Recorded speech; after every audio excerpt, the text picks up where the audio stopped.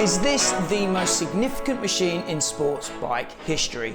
Let's take a journey through motorcycling past, present and future to discuss the importance of this beauty right here. At 999 Laser, we love all things two-wheeled.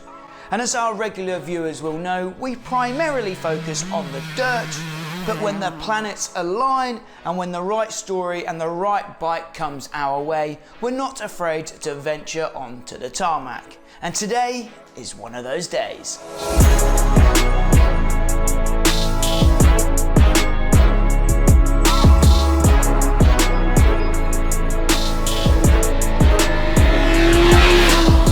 We'll be going back in time today to ride a machine that truly kicked off a new era of two-wheeled mayhem.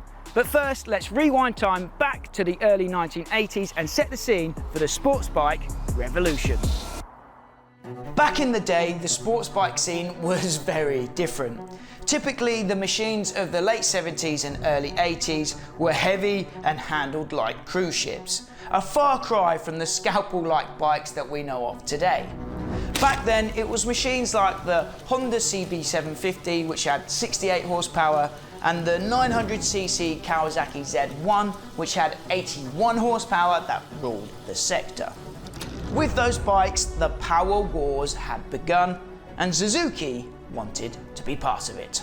They first joined the fray in 1978 with the 90 horsepower GS1000. But if they truly wanted to join the fight in terms of global sales and in terms of racing as well, they knew they had to jump on the 750 bandwagon, and they knew they would have to totally redefine the sector. They would have to revolutionize the sports bike market, and that's exactly what they did. 40 years ago this year, Suzuki challenged their engineers to design a machine that could produce 100 brake horsepower whilst remaining lightweight and handling like it was on rails. It was a tough task to be sure, getting to that 100 bhp mark whilst remaining a reliable production bike proved to be difficult. But eventually, Suzuki's top engineers came through with a reliable motor that could hit that 100 bhp plus target. All of the engine components had been optimized not just for weight, but for durability as well. The engine was vigorously dyno tested on the red line for a full 24 hours without breakage. And it said that in full works race spec, the motor could produce north of 130 bhp. The biggest challenge for the team in terms of reliability was getting rid of engine heat. Remember, back then, most engines were air-cooled, and adding a full water cooling system would have added about 10% more weight to the overall engine package. So the solution they came up with was cunning and effective.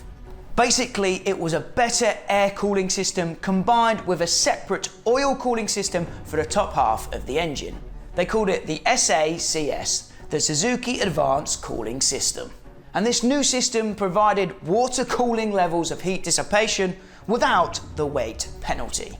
For the chassis, the engineers got rid of the old tubular steel frame and instead used an aluminium box frame with minimal welding, and it weighed just 17 pounds. The tank sat on top of the frame rather than over it, showing off the frame and a swing arm in a totally new way.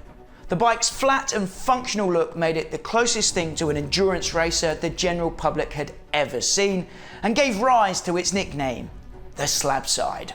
It looked like a racer for the road, but it wasn't just form, it was function as well. The clocks were mounted in foam, the 41mm forks were braced, there was a flip back filler cap, and at a time when every other road bike had 17-inch wheels, this bike had 18-inch wheels to make the lives of endurance teams easier.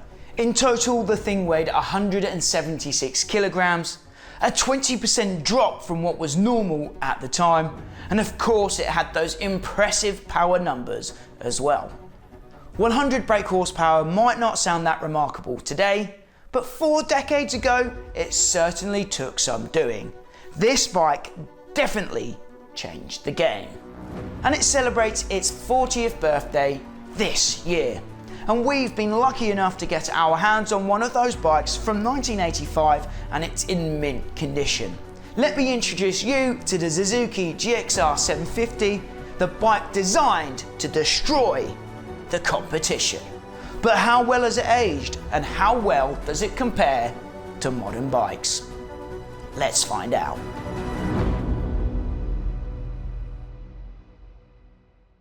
We're lucky enough to have one of our good friends with us today to help tell this story and put this bike through its paces. Let me introduce you to Luke Brackenbury. Luke has been involved in the road bike industry for many years and he knows how to ride.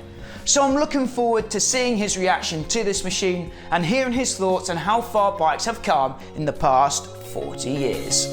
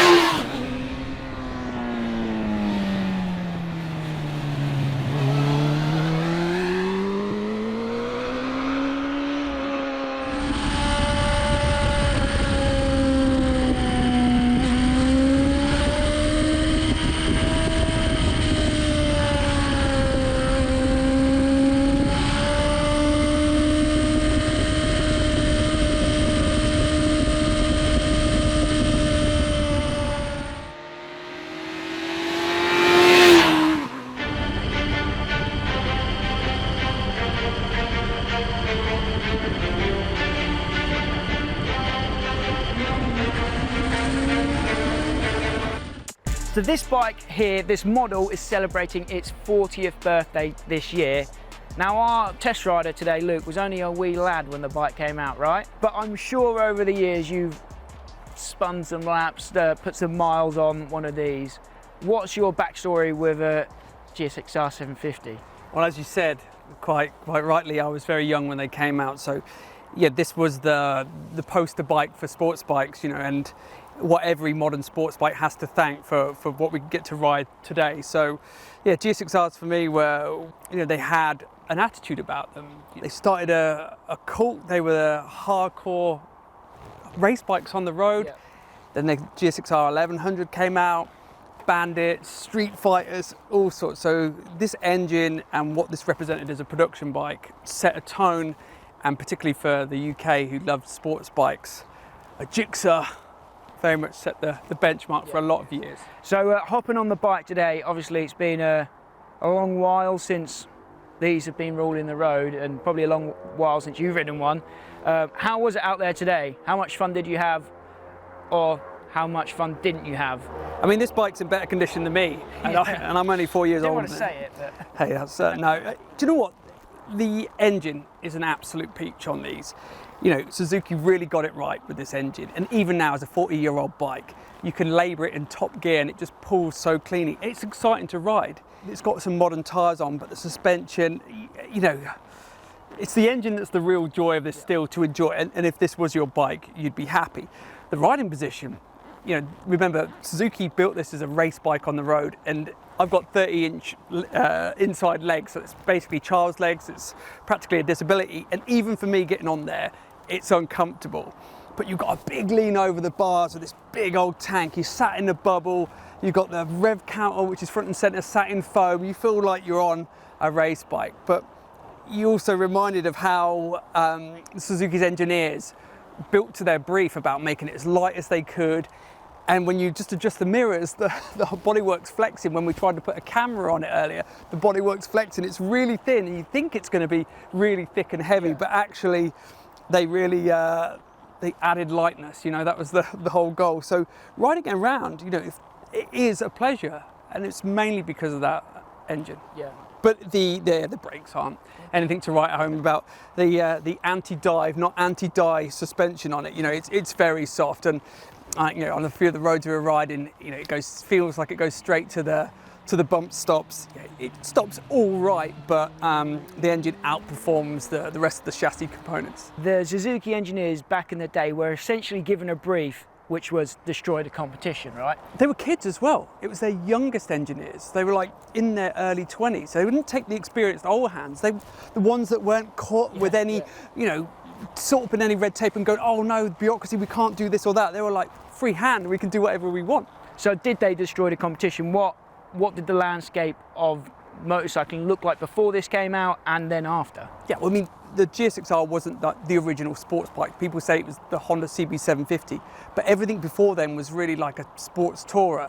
And there was the transatlantic races, and you see the Hondas, they didn't look anything like this. So when the GSXR arrived, looking like a proper race bike with all the compromises to be a proper race bike on the road, it just made everything look a bit fat and old. So then after this began a new era, a new revolution of sports bikes? Definitely does. So in 1985, Suzuki with the GSXR 750 set the tone for sports bikes as we know today, how they look, uncompromised. And like Suzuki made the rule book and then didn't follow it after that. So whereas everyone went, yes, let's be uncompromised, let's just make it as radical as possible.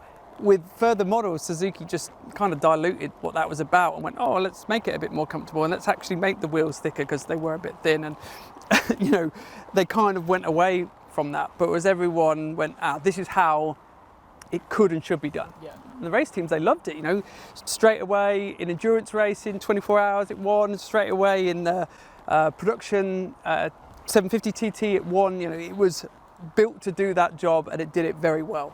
If I owned this, I'd be very happy. It is a classic that you can ride. I wasn't being that gentle with it. I wasn't, you know, being a hooligan. Sorry, Suzuki. No, I don't think Suzuki, no, they wouldn't have lent it to us if they thought it was fragile. We know that this engine, Suzuki with these engines, the bulletproof engine term was invented with these. So as a classic, you know you can ride it hard. It's a suspension and the brakes to a degree, but, you know, I think it looks great. You know, you're seeing manufacturers like Yamaha going retro style with the XSR GP. So this look is very much in, the engine works well. Yeah, you'd be very hard pressed to find one in this condition. But as a classic for me, this is, you know, classics for me are 80s, 90s. So, you know, this has been a privilege to ride one in such a condition. It sounds great, it goes great. Yeah, I want it. Yeah, you want to take it home. You mentioned the modern GSXR. How does this compare to that? Power-wise, I think the modern ones have it beat, but weight-wise, I think this is lighter. It's really, you know, it's really light, and you feel that like accelerating. I did a fast pull away, and it drives and it pulls, and it's still trying to power wheelie for a 40-year-old 750. You know, more modern bikes, they're really handcuffed by regulations and emissions, and there's a lot more stuff on there that adds to the weight. You know, some stuff that's really good from a safety point of view, but this is raw, this is refined, this is, you know, the brief was to make it as light as possible, as fast as possible, as reliable as possible, and they did that. Yes, it's not very comfortable, you feel like you're sitting on the back tire, it's low, it's a big stretch to the front. You know, it's ergonomics wise, it's not like anything you'll get today from a modern sports bike. It doesn't feel like there's enough weight on the front, but it's cool, it's a cool thing. So we was trying to work out at the start of the day whether this was the first sports bike. You've said no to that. Was it the most important sports bike? We're not so sure, but it definitely ushered in a new era of riding on the road, didn't it? Yeah, with this bike, what Suzuki did, they didn't just throw a rock in the pond, they threw a big slab, and the ripples of the impact that this bike made to sports bikes was felt for a long time after that. This was the textbook, make it as light and as uncompromised as possible. And maybe Suzuki didn't follow that in the subsequent years, but everyone else went, this is how it should be done. This is what we want in our range. So the impact the GSXR had on sports bikes, and it's still felt today, is there. It is, you know, if the CB750 from Honda was the first sports bike, it doesn't look anything like this. No. This changed the game.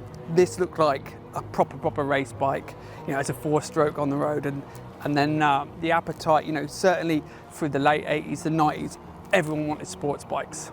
But today, that's not the case, is it? I think the numbers are since 2004, wasn't it? Sports bike sales have dropped 80%.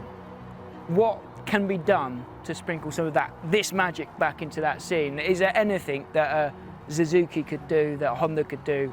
What's missing? I think that motorcycling as a demographic is largely getting older, and we all love sports bikes and what they stand for. They're usually the technology powerhouse, and which then filters down to other bikes. But because the demographic's getting older, we like things a bit more comfortable, and we don't want to take those compromises. So I think you always need sports bikes as opposed to bike and racing to kind of set what can be done, the ultimate performance. But unless, you know, we get more younger riders in, or what some of the manufacturers are doing now, they're building lower power sports bikes, like the Yamaha R9. It's 130-ish horsepower. It's very much a sports bike on the road, but the R1's not sold anymore. The GSXR 1000's not sold anymore. And it's always, you know, we don't need these things. And it's always great to say, oh, it's got over 200 brake horsepower, but realistically, this thing's enough horsepower on the road. And so I guess it's what motorcycling wants. So I hope that sports bikes never go away, but you can, and it still needs them like supercars, but ultimately, there's not many people going shopping in their supercar. You said something to me earlier. You said you want them to keep making these big 1000cc bikes. Yeah. You think biking as a whole needs them, but you don't necessarily want one in your garage. No, I don't. Yeah. No, I don't. And yeah, and I want to hear about those new innovations and what can be done and the horsepower. But yeah, from what I need, I'll never use it. I'm an all right rider, but I'm going to get close to the performance. And whereas you can ride this and thrash it through the gears and feel good, where a sports bike's going, I don't know, but I want to see them continue, and I want to see where they're going to go to. But they've got a lot to thank for this. Yeah, they've got a lot to thank the GSXR for. Luke, thanks for being our test rider today. Cheers, mate. Cheers. So there's no doubting that this bike was hugely influential and instrumental in developing the sports bike market in the late 80s and into the 90s. And you could argue that this bike was perhaps the most iconic sports bike when the sports bike market was at its strongest. But unfortunately, the legacy of the Gixxer 750 doesn't live on in the UK anymore. As far as I can see, Suzuki GB don't import the 2025 version of the bike into the country. And that's probably because since 2004, sales of sports bikes have dropped by almost 80%. So ironically, 4 decades on from the release of the original 750, it feels like a radical shake-up of the sports bike market is due again. But what would make sports bikes great again? Let me know your thoughts in the comments down below. As always guys, my name's Max, you've been watching 999 Laser. Let me know if you want to see more road bike content in the future. Until next time, we'll see you on the road.